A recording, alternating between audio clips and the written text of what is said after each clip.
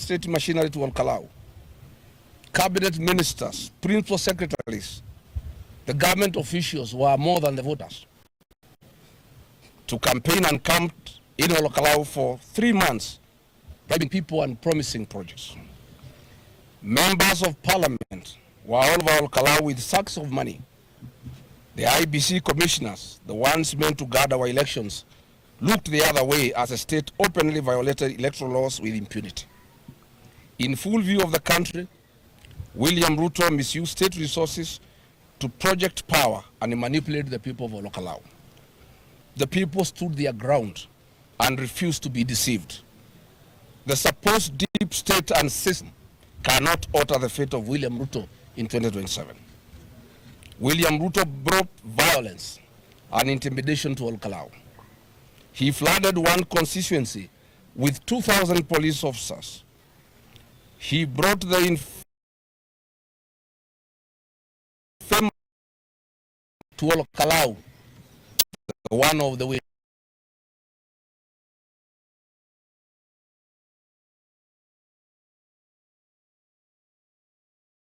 In full view of the country, William Ruto had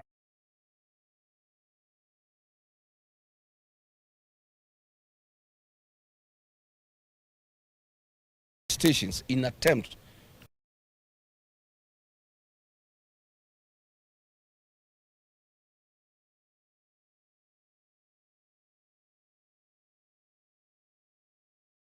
young people queuing peacefully democratic right, and they were attacked by police thugs in hoods. I want to confirm to the people of Kenya that violence and intimidation cannot alter the fate of William Ruto in 2027.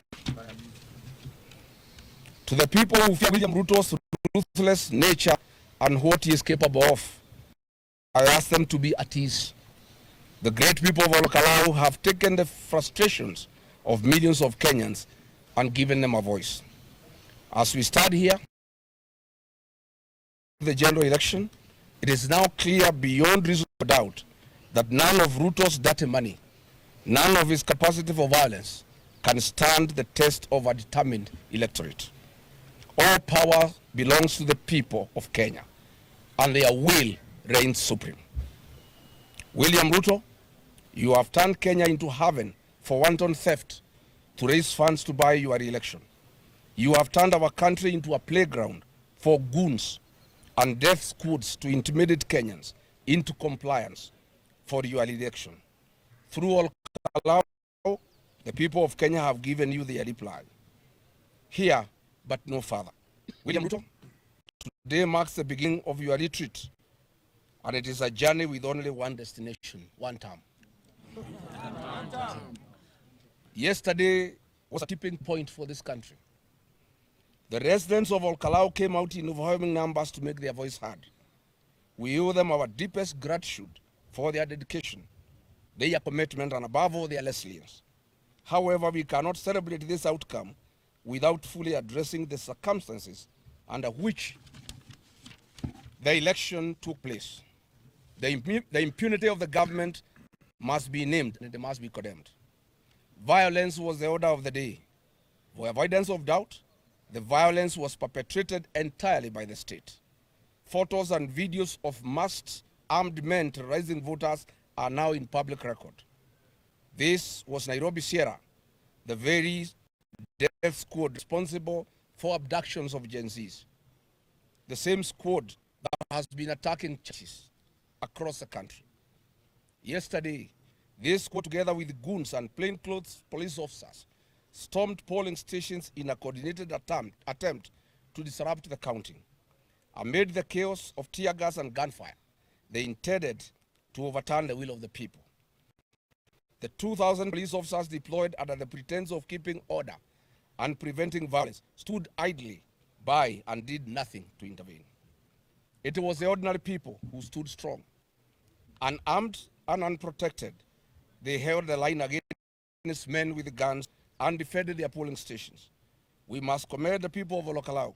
They refused to back down in the face of terrible and extreme violence. History will remember their courage. However, this courage came at a devastating cost. It is with profound sorrow that I must inform the people of Kenya that this violence claimed a life. James Muigai of Vehote Village, Kiabaga Ward, was shot and killed by the policemen sent by William Ruto. William Ruto managed to kill 20 people are in hospital with gunshot wounds and head injuries after being attacked with truncheons by the killer police squad sent by William Ruto. I must say that we are shocked that William Ruto sent policemen to kill people, to maim them, be forgiven by our people. These rogue policemen raped our women, elderly women, middle-aged women, and young girls. So far, 68 women have reported to us that they were raped by the hooded thugs sent by William Ruto. Yet they cannot report the attacks to the police because they were raped by the policemen. I want to say, William Ruto, you have crossed the red line. Raping our women is unforgivable, and you shall pay for it. Yes. You shall pay for it. Yes. And as they raped the women, they maimed them, telling them that they must know that William Ruto is the president of Kenya, and they can do whatever they want and nobody will take them anywhere. Given this tragedy, there must be accountability. It would be inexcusable not to call out the people responsible for this. It is important for the people of Kenya to know exactly who the architects of this bloodshed be allowed to continue to hide in the shadows. The killer gangs were authorized by the Minister for Gunism and extrajudicial killing in Kenya. These police units operated in Olkalou yesterday. There were 3 groups. One was commanded by Madeira Member of Parliament Eric Wamumbi and his wife Betty Maina, the women rep for Muranga. The second squad was commanded and taking orders from one Dennis Itubi. The third group was taking orders from Charles Karondo, the board chairman of the Communications Authority. The goons terrorizing the constituencies were coordinated by Nakuru Town East Member of Parliament David Gekaria, Kiambu County Women's Representative Anne Wamuratha, the Nyandarua County Women Representative Faith Gitau, Kiambaa Member of Parliament John Kawanjiku, nominated MP Sabina Chege, Bahati Member of Parliament Irene Joki, and Bere North MP Mr. Wamudhende.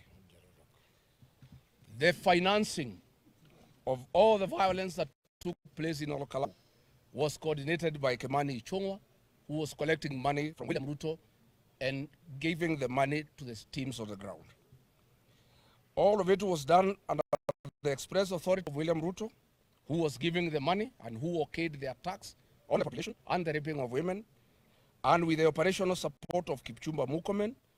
So when Murkomen promises an investigation into men wielding weapons that only the police has access to, you ask yourself, how stupid does he think Kenyans are?